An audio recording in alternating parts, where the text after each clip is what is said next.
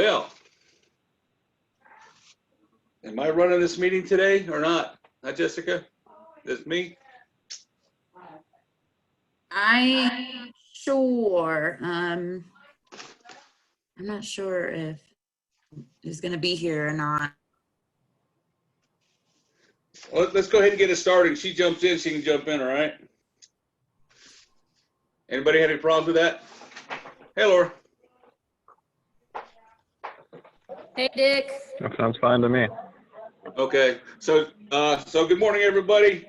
I just been notified that I'm running this meeting this morning and I have to leave here at 10 o'clock. So if somebody's prepared to take over, if it's meeting still going at 10 o'clock, I'd greatly appreciate it. So can I get a call to order? And do we have 6 members here? Does anybody know? We do have 6 members. Yes, I believe you're good there. Okay, good. So let's start out by introducing yourself. I just ask is if you don't have anything to say, please mute your microphone so we're not listening on any side conversations you're at work. And I found out if your microphone is muted in Zoom and you tap and hold your space bar, it'll temporarily unmute it so you can talk that way. So it's a lot easier doing it that way. So good morning. My name's Dick Hyde. I'm the Community Intersections. And let's have somebody else introduce themselves. Joe Vaccaro, citizen at large. John Carroll, special kids. Miley.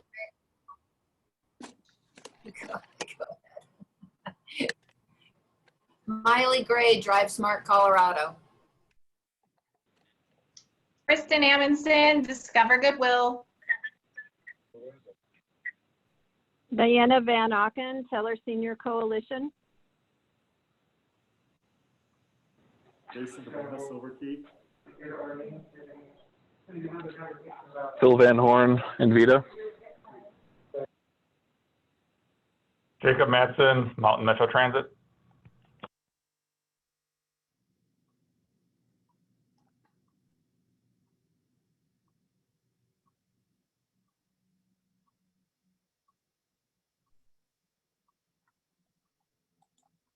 Has everybody introduced themselves, or are we missing anybody? Laura Cruz, PPACG. Elaine Hausman, Fountain Valley Senior Center.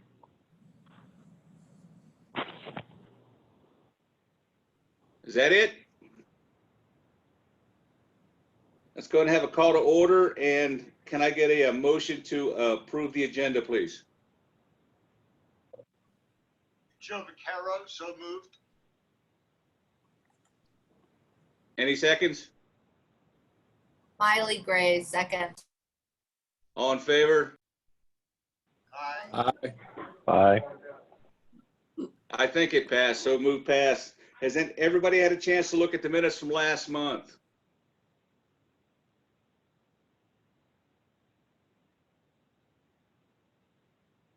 I'll take silence as yes. I'll take silence as yes. Can I get a motion to approve those minutes? So, Miley Gray moves to approve the minutes from last month. Any second? John, was that you seconding? Second? Joe Vaccaro, second. All right, I think we got all in favor. Raise your hand, aye, or say aye if you're not on there. Aye. Aye. I think that we got enough to pass there. Is that okay, Jessica? Going to item number 4, we have no new appointments to make. I think we had 2 last month, right? Somebody last month? No, we don't have any public on here, do we? Doesn't look like we had any presentations. And the next thing we got is, hey, Laura, it's down to you. What do you want to talk about? Actually, there is a presentation. we do. We have in or Yep. That would be me. Ready when you Yes. were. Invita is Phil. presenting Invita. 211. Hold on a second. Sorry, Phil. On the agenda that was linked, it says that also 211 will be presenting. They will actually be presenting next month. So I just wanted to let everybody know that. Okay, but we do have somebody presenting today in Vita. I apologize. Phil, did you want to just share your screen or? Yeah, I think that'd be easier if I could. Yeah, let me do that. I'm going to give you the permission to do that right now. There you go. Okay.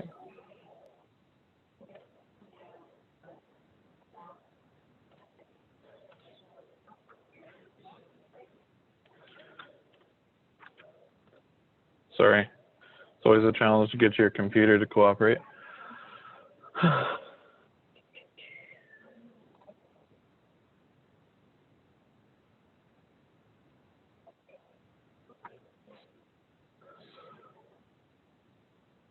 Okay.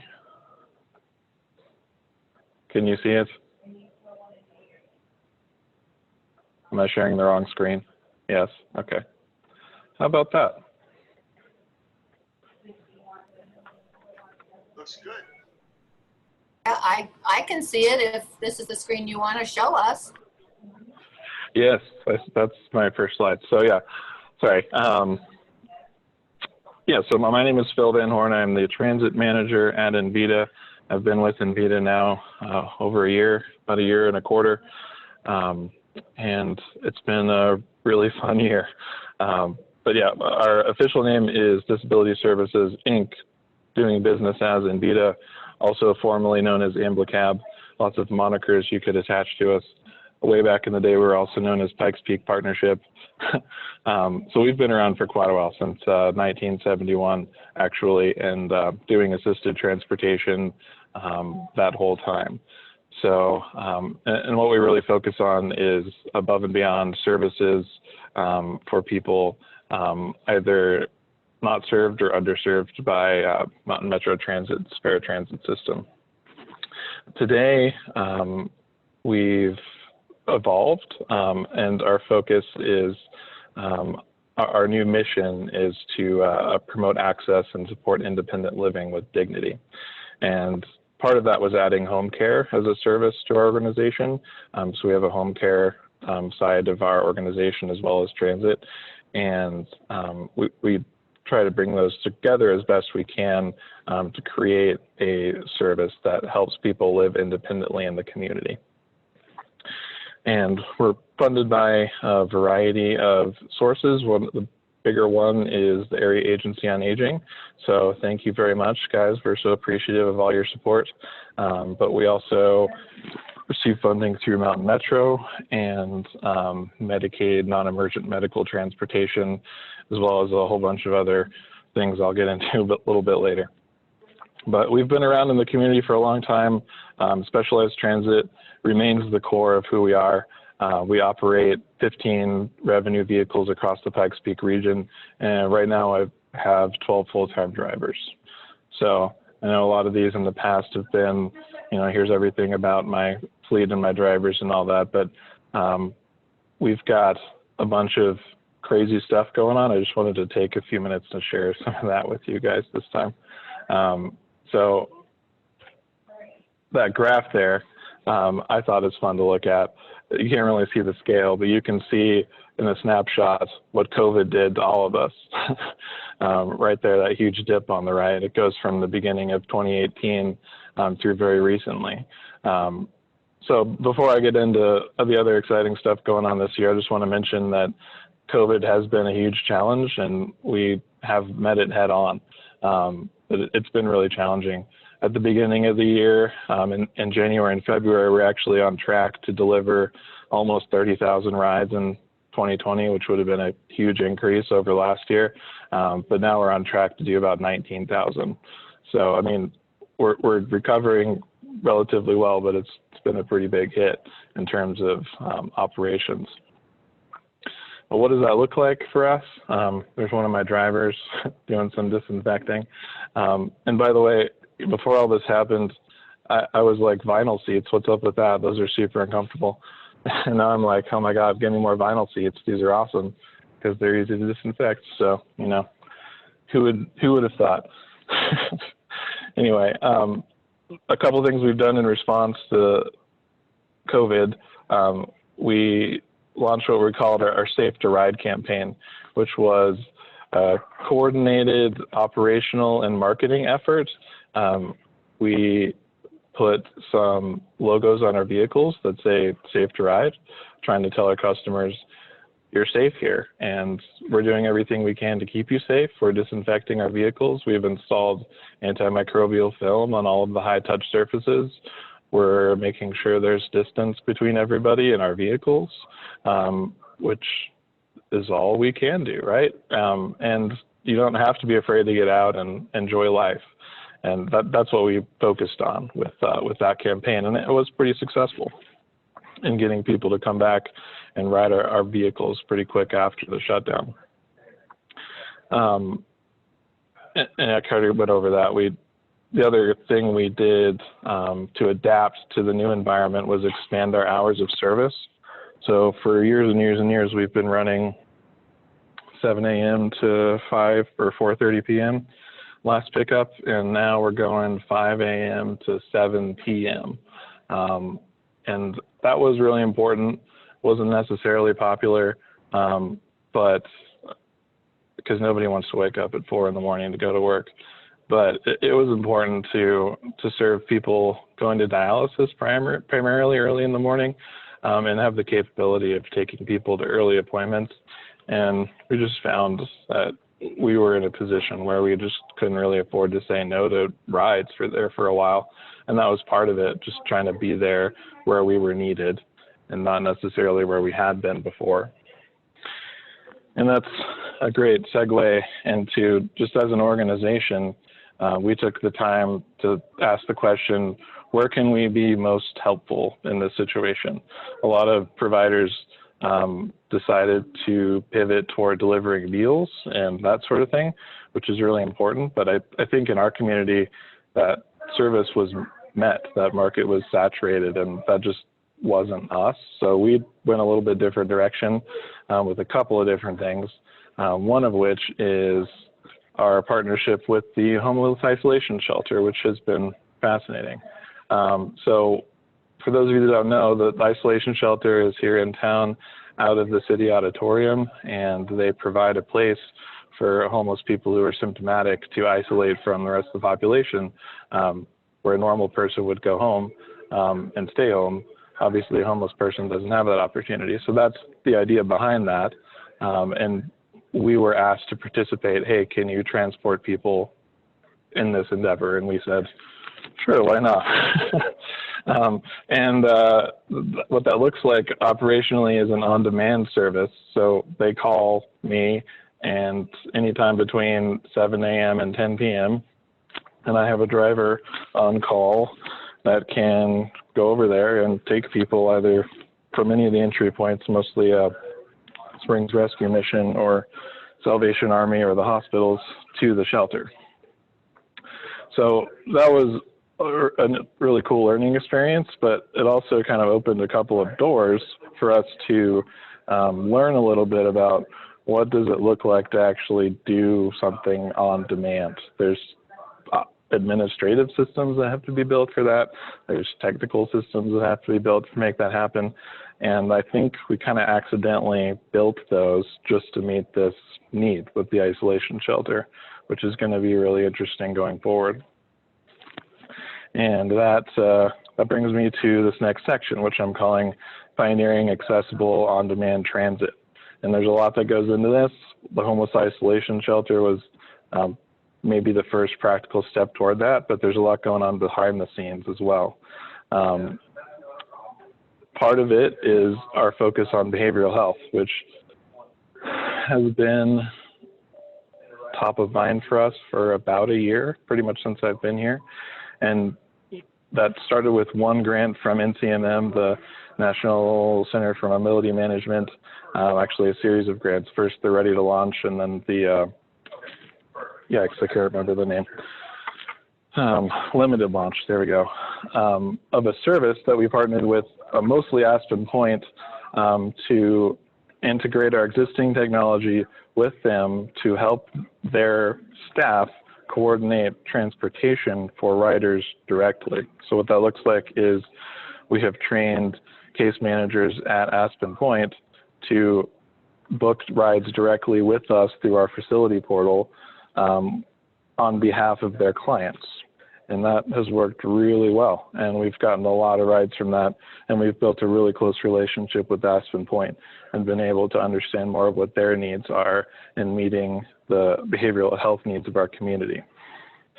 And it's been more recent because we've been struggling with getting it work from a technical perspective, but we have a mobile app called Amble that is part of that as well, where our riders can book rides for themselves. So the idea with that is to be more empowering to riders who can coordinate their own care, to give them the option rather than calling us to book their own rides.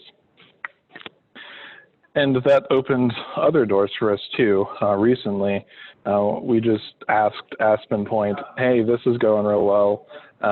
What else do you guys need in terms of transportation that you're not currently finding? And they said, yeah, every week we've got to take some people to and from this really remote place down near Los Animas called Rosada, and we can't find anyone to do it for us. So we said, okay, well, let's figure it out. So we started doing it a couple weeks ago, and we take riders we ferry them from Aspen Point to Rosada and back on a weekly basis. And that's a huge need that they had, that they've struggled for years to meet, that we were happy to be able to figure out for them. I don't want to dwell on this crazy matrix of numbers, but I just want to put this up here to demonstrate, as an organization, we've built this pot of 4 grants, the ICAM grant, the NCMM I was mentioning, one from Colorado Springs Health Foundation, one from CCHA, which is the regional accountable entity for our Medicaid region. And all of this comes together to fund this idea that we have to create a system of on-demand transportation that helps the community meet an unmet need, specifically with behavioral health. So that's what the engine behind all of this looks like. And more specifically, sorry, that was a duplicated one. One of them is ICAM, which is an FTA grant that we got about a year ago, which was focused on creating on-demand transit in Keller County for behavioral health. So we are on the cusp of actually delivering services here with this, finally. We're about to hire a driver. We have a vehicle ready. The technology is almost ready to deploy. So in October, we're going to be on the ground in Keller County, ready to figure out what this looks like. And it's crazy, to be honest with you. I mean, from an operational perspective, how do you do something on demand in a rural environment with trips that are an hour, hour and a half long, with another hour, hour and a half of deadhead on the other side? And I don't know, but we're going to figure it out. So, and that's what this grant is for, innovating and coordinating with providers in the region to make sure that that works appropriately. And I'm just going to put this back up here because we learned so much partnering with the isolation shelter that it were just kind of something that dropped out of the blue. And I'm happy to have experienced it because it's going to inform our experience later and allow us to deliver a better service. So the next part of this whole idea is enhancing regional coordination. And here's a cool picture we took a while back. That's Gail, my boss, Jason, and Jolene. I think they're all in here. In front of our vehicles, just demonstrating a close partnership that our agencies have and trying to serve the community better. And that has taken a few practical forms. But let me get through a couple other things first. Easy thing to forget is for about 2 years now, yeah, almost exactly 2 years, we've been running a route out to Calhan, a deviated fixed route. We run it three times a day, 4 days a week between Calhan and the north side of the Springs. And it's been really successful. And we launched a second route beginning of last year down Highway 94, the southern highway El Paso County, which connects Rush to the southern part of Colorado Springs, and that's been growing really well too. So that was maybe our first step toward a regional transportation idea, is meeting that need, unmet need in eastern El Paso County, but that wasn't the last step we would take. We have, here's our schedules. I like this slide. If anybody needs schedules for our routes, I'm happy to send those to you or email you the electronic versions. Like I said, the one on the left there is for the Highway 94 route. It starts in Ellicott and ends in Rush, and the other one starts in Callahan and goes up to the Voyager Transit Hub. We also partnered with a volunteer program in Monuments called Mountain Community Senior Services. They came to us and said, hey, this volunteer program is getting a little bit overwhelming. What can you do to help? And there's one of the volunteers there with a rider on the left. And starting December of last year, we started coordinating the rides for them. So we manage the volunteers and the credentials and the scheduling. And when we can't find a volunteer for a ride, we will send one of our vehicles up there to do the ride if we can.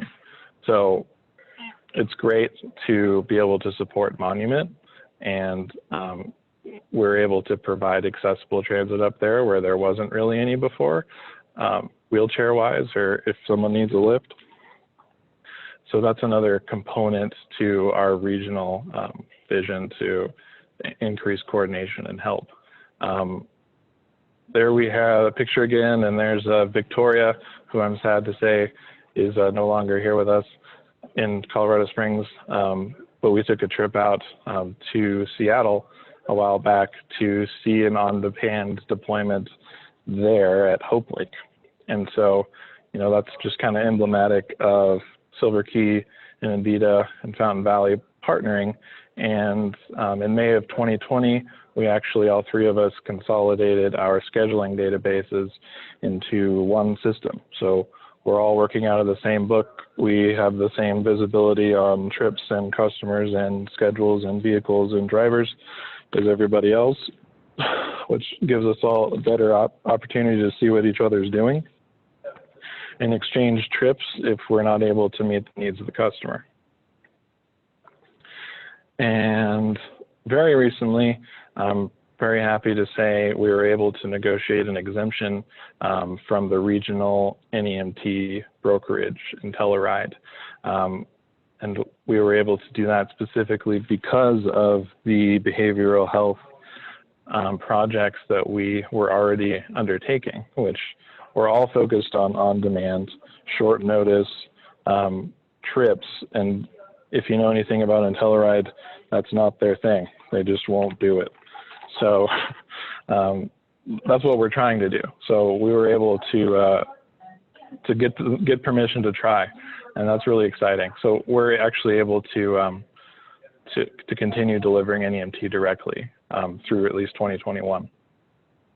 And we think and hope that it also gives us an opportunity to demonstrate the success in a more regional model, because the statewide brokerage model is a little bit monolithic, difficult to access for both riders and providers. I think we looked into signing their provider agreement, and it was scary, to be honest with you. There's so many pieces of it that don't sound fun to be a part of when your intent is to take care of the customer. And yeah, so I'm just excited that we were positioned prior to this because of what we were already doing to be able to continue what we're doing and hopefully demonstrate some success and efficacy with the idea behind it, which is to put the customer first and to take care of their needs before the needs of Medicaid or the needs of my organization. And finally, we were reading through the NEMT statutes because that's what all people do in their spare time, right? And we noticed, hey, there's a provision in here for friends and family to transport people in their own vehicles and get reimbursed from Medicaid for those trips. And we've been trying to figure out for a year or more, how do we do transit in Park County and rural Teller County? It's just so far away. It would be so unbelievably expensive to try and send a bus up there to run people around. And it kind of dawned on us, hey, this is the way to start. This is so low impact relative to anything else. We can just put a form together, get some basic information about the ride, and then help people facilitate the reimbursement process with Medicaid. So we have the forms posted already. We haven't really done any advertising yet, but we're excited to get that started as a first step toward just having something available to people in Park County who just don't have access to anything. So, yes, and the last piece of this I'm going to talk about is our multi-modal opportunity funds. We actually got 2 separate awards, which is awesome. One from Central Front Range to supplement our rural routes in eastern El Paso County for operating dollars. And we were granted one very generously by PPACG to build a whole slew of things to enhance everything I just finished talking about, including an upgraded phone system, because ours is a little bit lackluster, increased cybersecurity to give a better experience to our customers. There's a couple of route match enhancements, a module for reporting specifically, and maybe just some licensing expansions and some additional vehicles to support service expansion in rural areas of the county. So we're very excited to get those. We're just about to get those turned on so we can start building some of those things. Thank God Ted Schweitzer is helping us out with that, navigating, because CDOT, it's new to them too. And, you know, whenever anything's new, it takes a while to figure out how to make it work. So, yeah, that was a lot. I feel like I've been rambling forever, but if there's any questions, happy to answer them. And there's my contact info if you just want to email me or call me later. Hey, Phil, this is Miley Gray. I saw Gail on the news this morning talk about the whole behavioral health component of Envita. I thought it was pretty funny. They said, and there's a brand new program in Colorado Springs called Envita. And I was like, is this a different Envita than the one that I know about? So anyway, that was kind of funny. But yeah. Anyway, she did a good job, and I was really excited to hear about it, and then hearing more about it today. But what is Rosada? It's a detox facility, a regional detox facility down in, well, it's not in Los Animas, it's near Los Animas. It's kind of in the middle of nowhere, to be honest with you. Wow. Okay. Well, good. Thank you very much. Yeah. But anyway, yeah, good job. Thank you.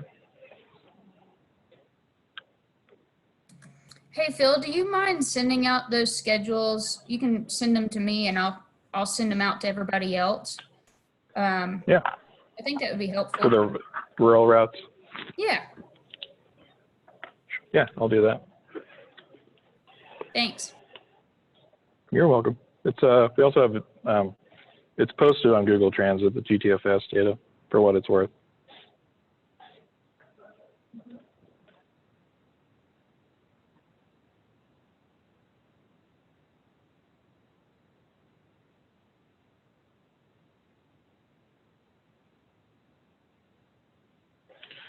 Okay. Thanks, guys.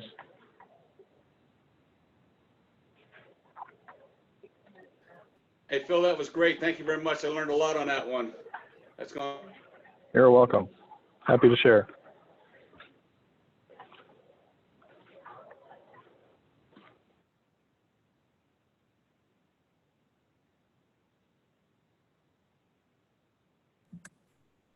I think I'm up next. If we want to move on, I just have a few things I want to share with the group, and it's going.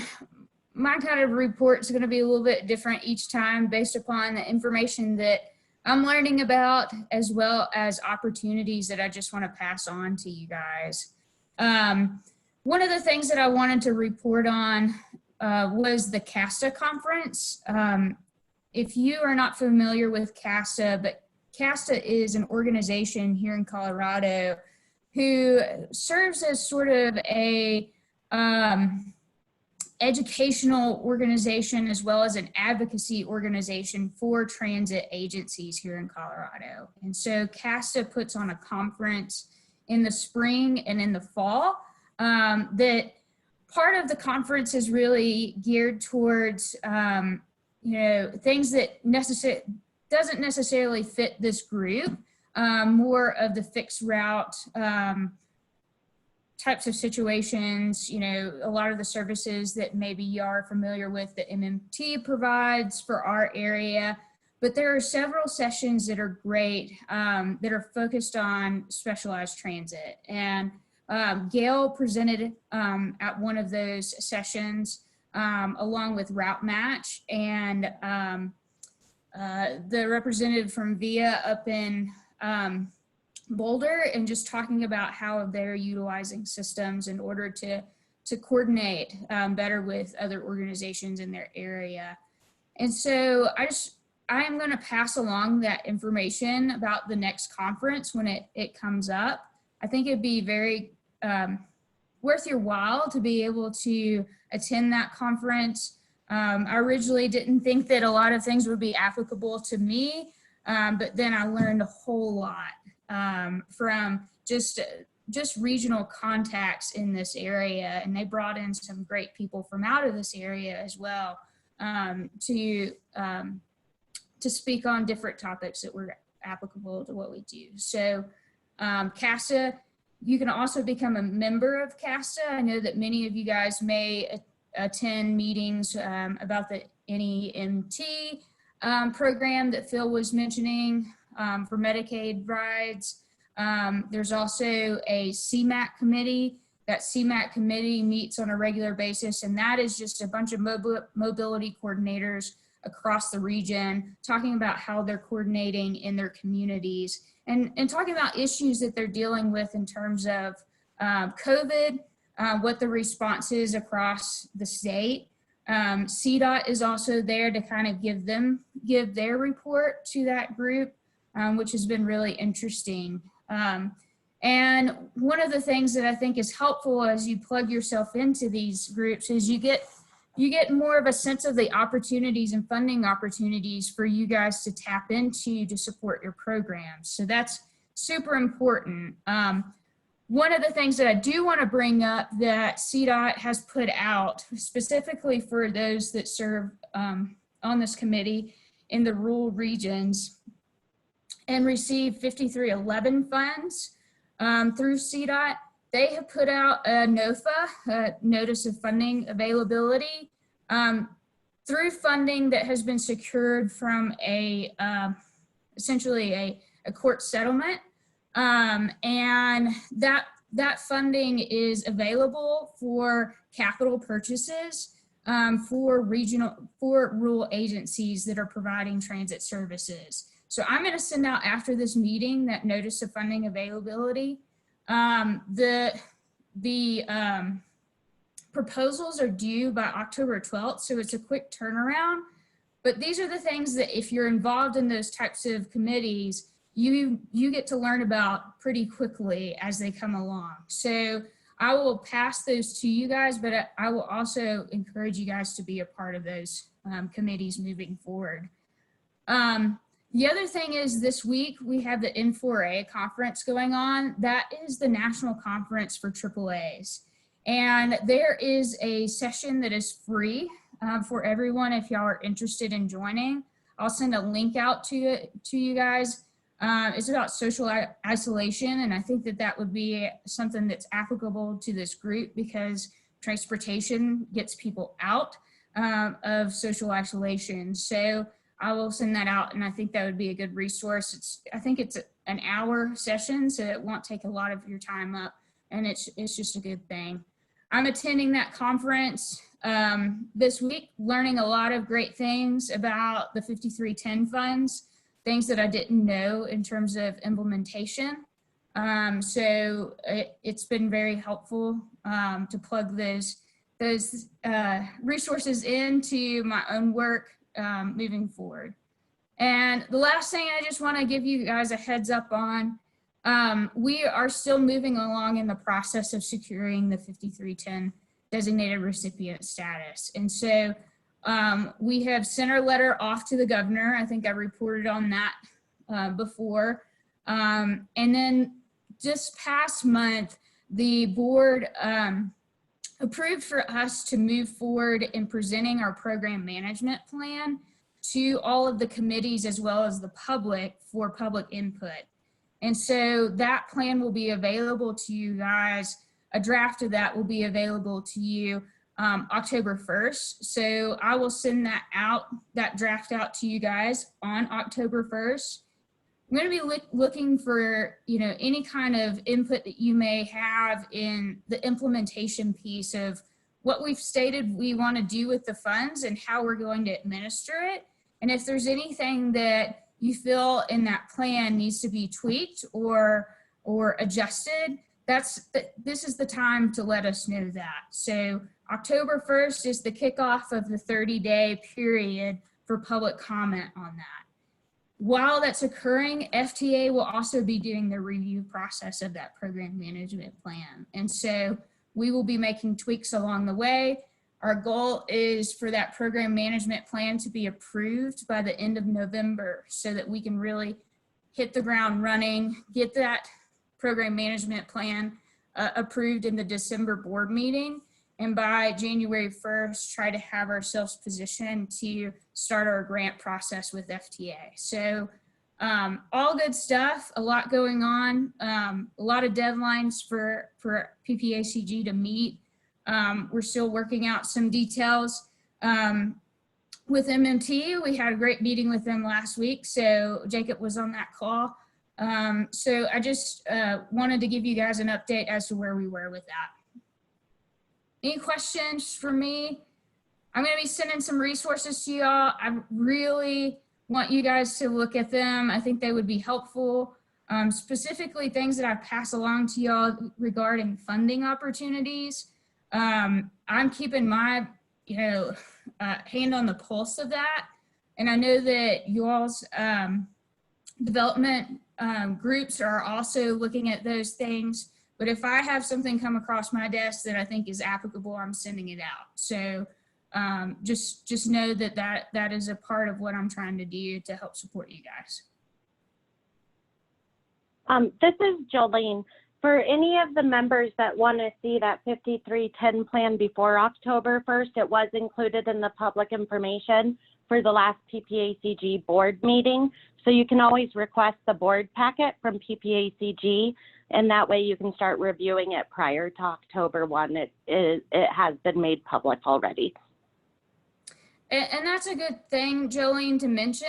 I will caution those that though, because you'll see throughout the plan, there's a few things that are under construction.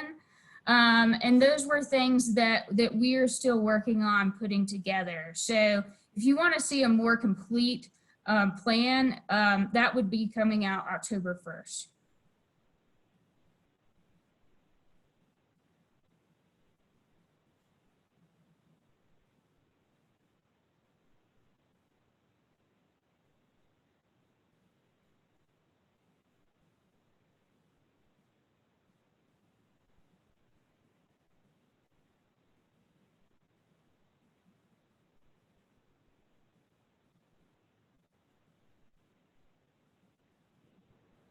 Dick, are you still on the line? It looks I like guess he's not on, so I'll go ahead and continue to chair the meeting. I was having some issues with some technical difficulties logging on. So I'll go ahead and go around the room if anybody else has information sharing, and I'll just call on each of you individually to make it easier via the Zoom process. So we'll go in order of who's on my screen. Miley?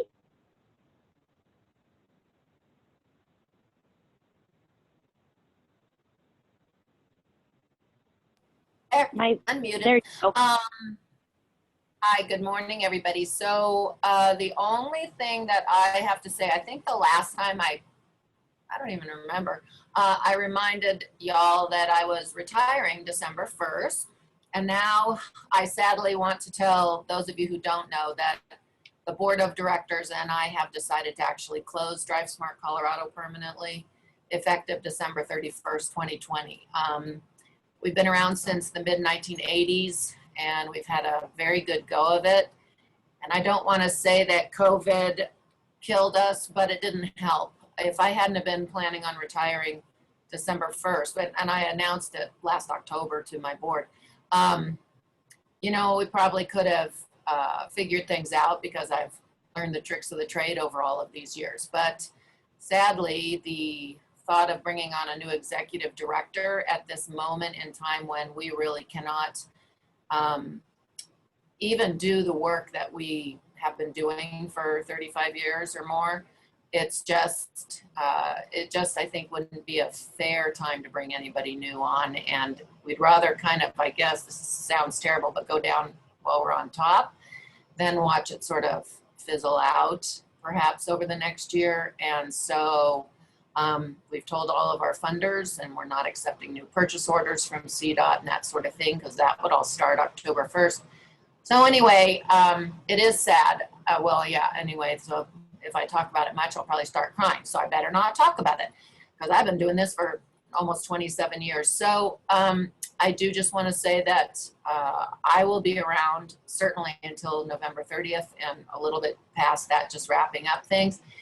I also have a lot of older driver guides in English and some and Spanish as well, that if anybody would like a couple boxes to stash in their garage, I can't imagine that anybody else will be printing new ones. So please let me know and I will make sure that we get them to you over the next, few weeks. And so that's my main announcement. Meanwhile, you'll still be seeing me at least at these meetings wonderfully for the next couple months, but I wanted to let you guys know.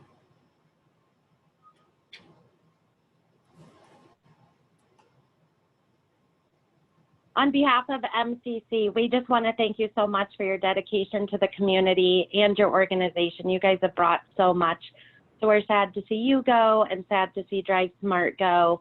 And if you can't get rid of all the driver manuals prior to closing, if you want to bring them down to FBSC and then I can distribute to all MCC members for you, I'd be happy to do that. We have lots of extra room right now because we're missing seniors. So we can provide some storage for you right now. And if you bring the box down, you can come see the Labradoodle puppy. I've seen it on somewhere. Where have I seen it? I've seen pictures on Instagram or something. I don't even know where I've seen this adorable puppy. Oh, yeah, so cute. Yeah, that was great coverage. So, okay, thank you very much for that. We'll be in touch. Thanks, Jolene. Okay, John?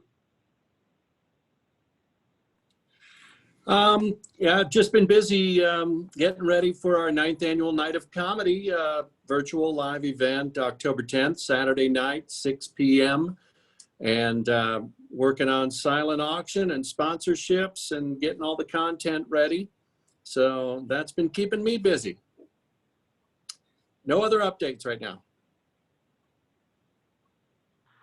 John, if you can send a flyer about comedy night to Jessica and then she can distribute it to all the MCC members, that would be great. That'd be awesome. I'd love to. Thanks, Jolene. Thank you. Kristen? Let me unmute. I don't have a whole lot on our transportation side. I'm kind of like the liaison, with our grants world and what our programs are doing. I think our programs are starting back up in small groups, following the social guidelines and everything you guys are doing on your buses. One thing that's kind of neat, we have a fleet maintenance department at Goodwill. I don't know if you guys all know that, but we have a new partnership with the city. It was an RFP process where we're going to help them with certain vehicles and DOT inspections. It's kind of a different thing. And so one thing just to remind you guys, if you ever need other estimates on vehicles or anything like that, just free estimates just to get second opinions, or if you want to have us look at your vehicles, we can do that. And we also do DOT inspections if anyone ever needs help with that stuff. So little plug there just in case you didn't know that side of Goodwill. Otherwise, our on-demand transportation is going like normal, and hopefully our programs can start ramping up soon. I just have to give a shout out really quick to Kristen and Goodwill, specifically Mike and Bob. They're really fantastic. If you guys don't work with them, Mike's the best if you guys need any work done on your vehicles. So, call them. I'm going to second that because we had a vehicle with them that they could have charged us to fix, and they actually researched and found certain parts were under warranty, took our vehicle to the dealership, got the warranty stuff fixed, and then took it back to Goodwill, and they did their work. So they're not only about the bottom dollar, they really are a community partner, and they can fix wheelchair lifts. Like, let that be known. They can fix wheelchair lifts, which in this community is like the only person that can actually fix it without having to go to coach, and then you lose your vehicle for 7 months. So thank you, Kristen. Thank you guys for saying that, and thank you, Phil. We love our partnerships with everyone, and yeah, we definitely want to expand and help other fleets, different businesses if you guys have ideas, but obviously we're 100% there for the nonprofits and lifts because we know how hard that can be. And like I said, we can be a little more flexible where we can just do second opinions, estimates, and especially if it's warranty work, we want you to get that free. So thank you guys. Kristen, do you have any flyers on that program? Yeah, I've kind of tweaked it over the years. I can send you some. What I've been doing is we're on the west side. We're in Old Colorado City. So when I'm targeting like commercial businesses and stuff, I look a lot at the west side or convenient, but we can try to do our best to sometimes be mobile as well. But yeah, I can send you that for sure. Awesome. Okay, Jason? Yeah, so one update we have, I'm not promoting this initiative, so it's really more just if you hear it through the grapevine that you know what the context is. What it is that we're partnering with the Pikes Peak Library District for some of the seniors that are sheltering in place and not having access to any of the media that the library district normally would have. So what we're doing is we've got a group of 12 individuals just to see if we can figure out that we are able to easily get them the links to the connection to the books and other kind of media that is available through the library. And if this goes well, then we will start to potentially look for other funding to be able to expand that initiative. Again, very small program. I'm not asking you to send your customers to us. I'm just sharing that this is something that we're evaluating, and we'll have more information hopefully in the next month or so, depending on how it goes. And hopefully we'll be able to update that's gone well, and then we'll be able to find some additional funding for the initiative. Fantastic, Jason. Joe Vaccaro?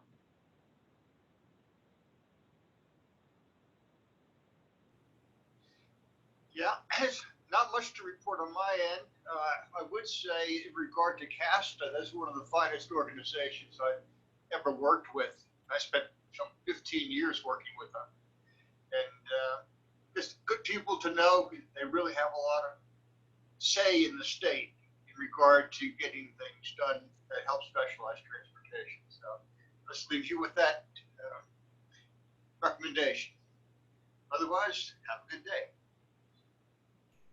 Thanks, Joe. Diane?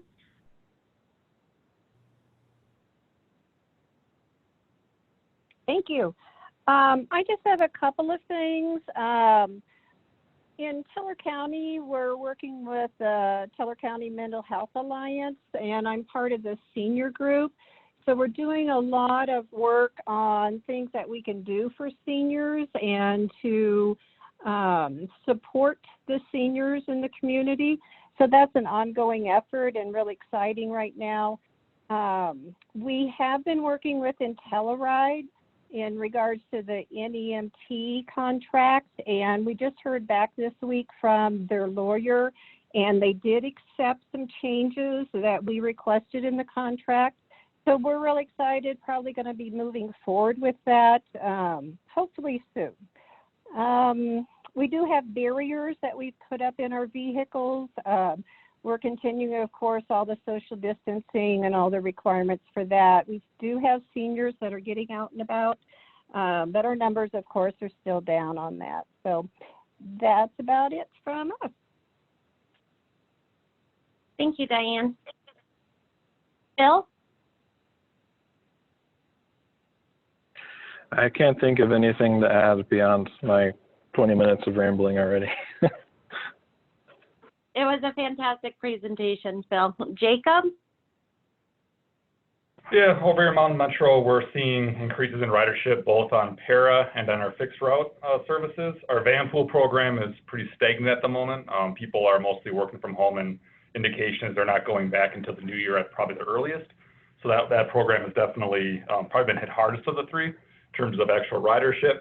Paratransit, we've seen the day programs coming back, at least in kind of partial force, which has presented some unique challenges because the timing has changed. So we kind of always worked around dropping off 8, 9 or so in the morning, picking up 2, 3 in the afternoon. And we've had to shift because the individuals aren't going there all day. So a lot of half day stuff. So we found some challenges with that, but we've been able to meet that without significant issue. But yeah, we've noticed paratransit's come up a fair bit in the last probably 2 to 3 weeks, I'd say. We've seen it going up a little bit quicker. Fixed route is still seeing small gains and coming back. We brought the Route 33 back about a month ago, and that's been probably one of our heaviest hitters. And just addressing the issues of overcrowding it's been a challenge in and of itself. But in general, we're still seeing lower ridership across the system. Jacob, what's Route 33 for those of us that don't ride fixed transit? Yes, the Route 33 is one of our Manitou routes. So it starts at Old Man's Trail in Manitou and goes up to the incline. So the incline reopened, I think about 6 weeks ago. We came about 2 weeks later after they had opened. 1 or 2 weeks after they opened, we came back on. So it's the incline route. Okay. And then I had a question on the paratransit, because we're also seeing demand starting to increase. How many, what's the capacity on one of your guys' paratransit buses right now? So we just shifted it to, sorry. Well, so we have a couple different size vehicles. So to keep it simple, our larger vehicles for paratransit, we're doing up to 3 people. Or up to 3 passengers, not people. So it'll be 4 with the driver. And on our smaller vehicles, we're still doing 2. Little funny story about that. When I was working with Brian on that, him and the contractor down there got out yardsticks, and they were basically putting them across the vehicle to get an idea of how far you are away. And that's how we determined that it was good for those vehicles to go 3 on the larger and to keep it up a max of 2 on the smaller. And I think NEMT, if I'm not mistaken, their guidance has been about 4 or 5 for a vehicle. So it's still reduced on ours, and we're able to keep up with that, and we're hoping to, that we can expand our services with the 3, and then hopefully by the time we look to go more, the coronavirus has died down a bit. Okay. As you guys do expand on the paratransit buses, can you loop us in so that we can kind of follow your guys' lead? Because sometimes you guys get better information quicker since you're a governmental agency. What's kind of funny about that is I just had a meeting this morning, and there really is no universal approach that anybody's doing. So we recently got I think it was information from Casa showing the number of people that they're allowing on buses, and it was all over the place. Through that, we thought that our fixed route was pretty common, what we're looking at least across the board. And our paratransit, we were a little more restrictive compared to other agencies. So even at the 3, we're probably more restrictive than most agencies at that, but we're able to handle the demand at that point. Our bread and butter are the day programs. So when they come back full force, that's where we really have to address. They account for just under half of our trips. Okay. Thank you, Jacob. Yep, you got it. And then just some Fountain Valley Senior Center updates. We are seeing an increase in wanting rides. The seniors are starting to go stir crazy and absolutely insane. They won out. We had Elvis Day in our parking lot yesterday, and it was the most well-attended event for our Elvis impersonator, who, by the way, hasn't shaved since COVID started. So Elvis had a gray beard, and those pictures will be on Facebook later. But we're trying to figure out anything, like we started doing friendship visits where we'll pick up 2, 3 seniors max and take them to a public place like a park where they can at least sit and visit with their friends, sitting 6 feet apart. Their definition of 6 feet apart, though, is not maybe my definition of 6 feet apart. So I'm considering buying pool noodles and telling them they at least have to stay a pool noodle away from each other. But they'll probably just like fight like swords. So I don't know that that will work either. Oh, Miley, you're on mute.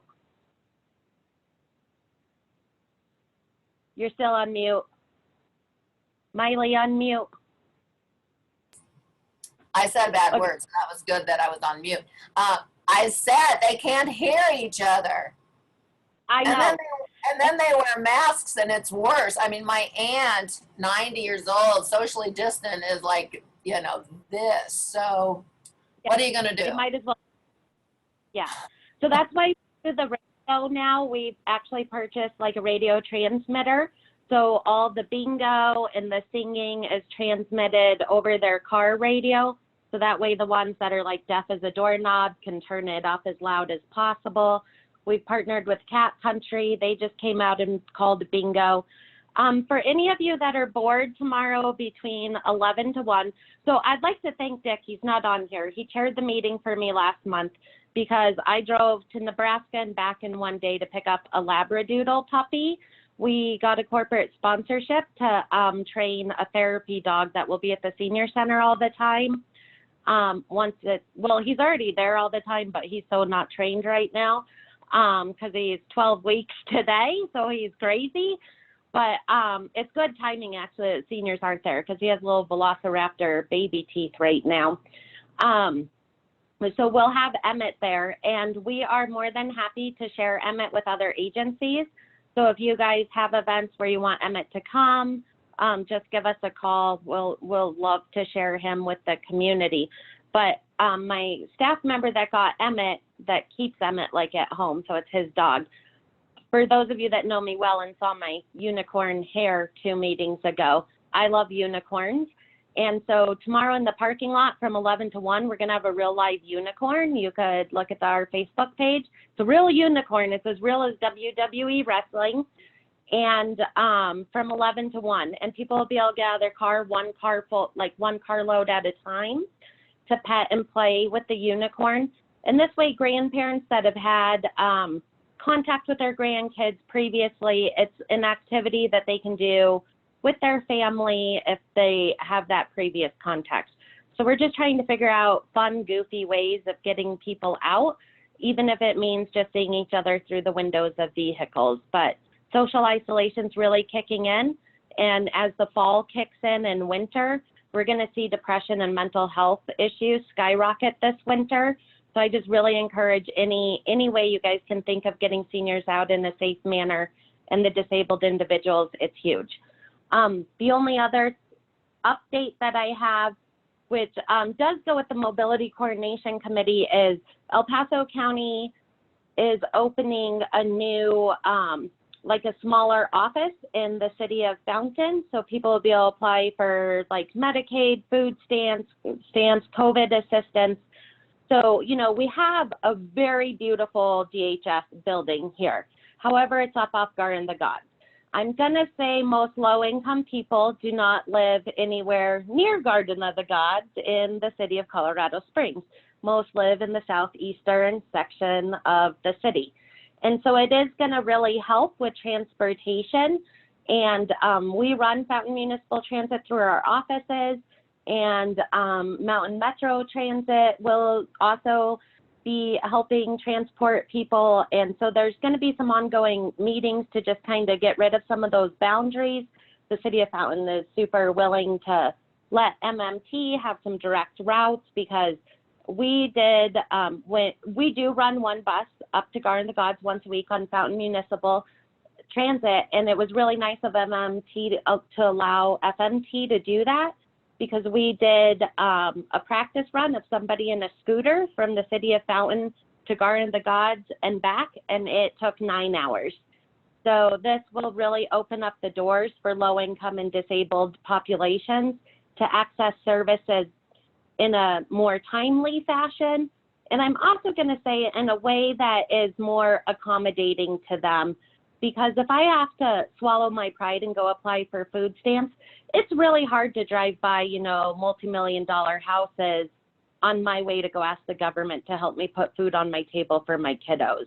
So I think overall, it's a great idea, and it's going to really be a partnership between the county, the city of Colorado Springs, the city of Fountain. Like, it just brings a lot of players into one, and collaboration always equals the best outcome for citizens.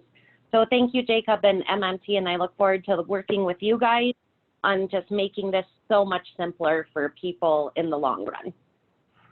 I do want to clarify that MMT can't just up and change a route. It requires a full-blown analysis, and we'd have to go through the proper channels. So just want to temper expectations there as we move forward with that. And because it is in the municipal boundaries of Fountain, it does make difficulty on our end. Our paratransit can't directly service it because it's across the border, essentially. And Fountain does have an ADA compliant service, which is why we don't service Fountain. They have their own service. So I think at this time, the best recommendation for those coming from Colorado Springs would be to pick up the Fountain bus service out of the college at PPCC on the south end, because then they could access those directly.